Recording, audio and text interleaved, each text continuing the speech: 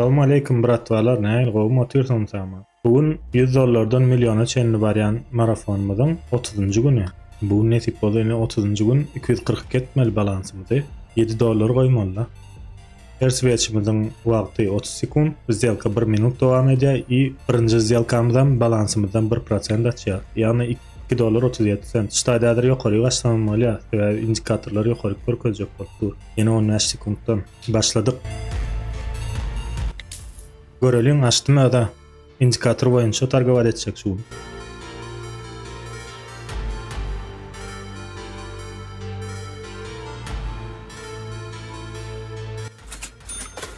Bolly birinci plusumuz ba, yana 1%dan aşağı birinci сделкамыз. Ýa-Allah.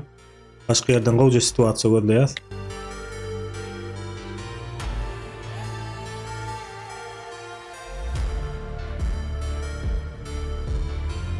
Ştaýda switch şu gyzyl liniýany kesip geçse girjek ştaýda ýokary 1 minutda. Girdik.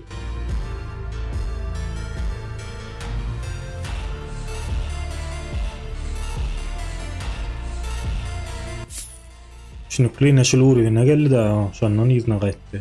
Diagonalanyň.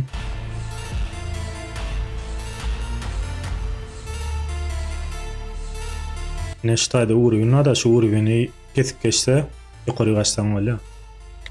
Görelim aslında näştaýda açmalyk şonda, ştaýda açmalyk bolýan giz açdym da onu da görelim bolýar.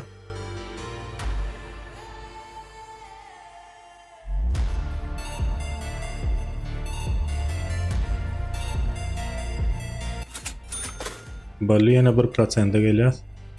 Ýene $2 etsek normal bolýar. Ýene situasiýalar ýan gaýtşmaýar serat, ýene urwyn probit etdimi gidýär. Retest bolmagy mümkin. Näştaýda gelip täzeden ýokary gitmeli. Aňsat probit etmeýän şu urwynna birinji gezek gelende probit etmeýän aňsat 90-80% ýyzyna gidýär ýene de. Ýani ikinji, üçünji gezek gelse şu urwyn ala, onu probit ediler awa ýeňillik bilen. Ýene birinji gezek gelende aňsat probit edilmeýär.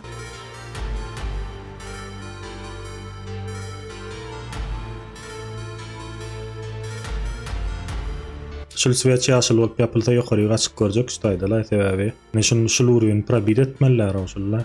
Öňüne de kändir päsgelçilik berjek zat ýok da ştaýda. Näşin probit etip geçse diňe ştaýda baýany päsgel berjek zatlar. Görelim. Ýraşdym da ýene bir switch garaşmalym sebäbi näşe urwyn probit etmekde ýene şollar. Görelim indikatory prosto anyk görelim näme diýär.